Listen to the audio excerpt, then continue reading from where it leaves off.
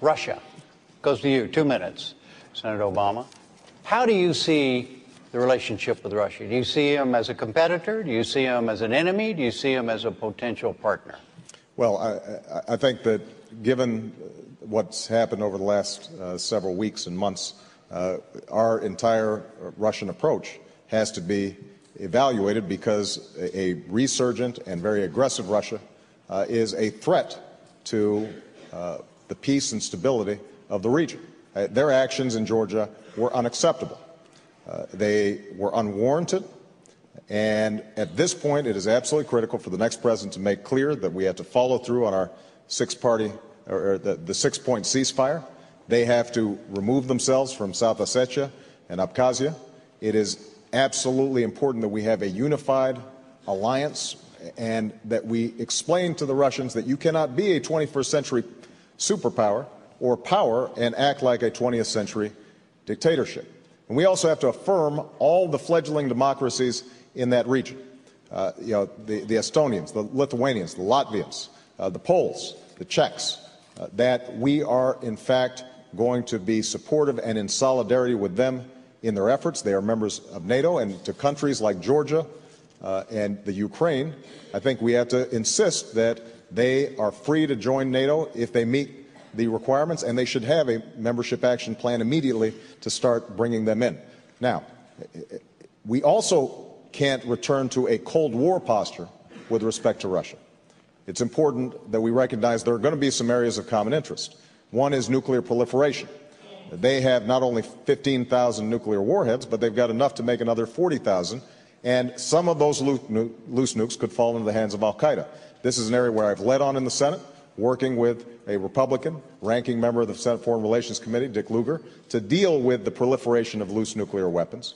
That's an area where we're going to have to work with Russia, but we have to have a president who is clear that you don't deal with Russia based on staring into his eyes and seeing his soul.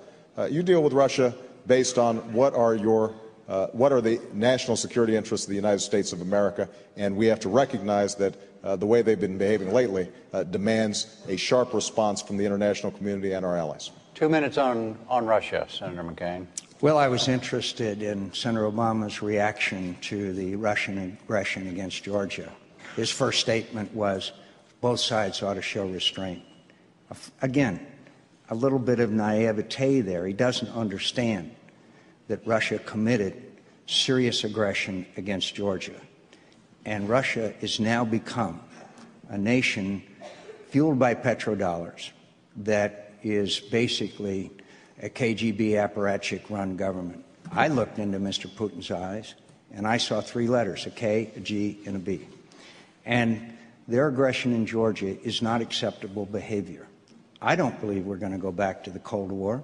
I am sure that that will not happen.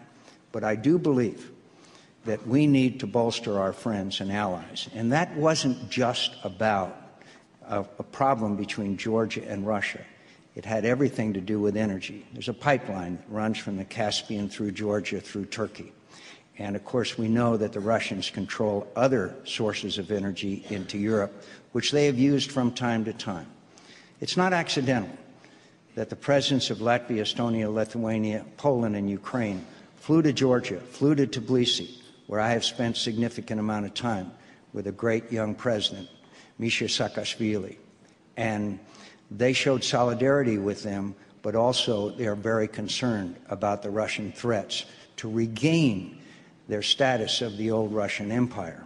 Now, I think the Russians ought to understand that we will support, we, the United States, will support the inclusion of Georgia and Ukraine and the natural process, inclusion into NATO.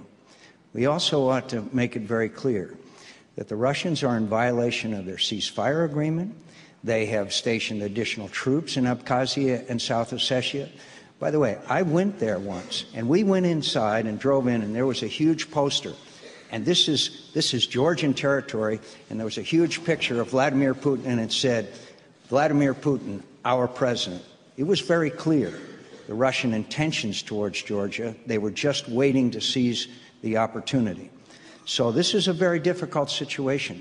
We want to work with the Russians, But we also have every right to expect the Russians to behave in a fashion in keeping with a country who respects international boundaries and the norms of international behavior.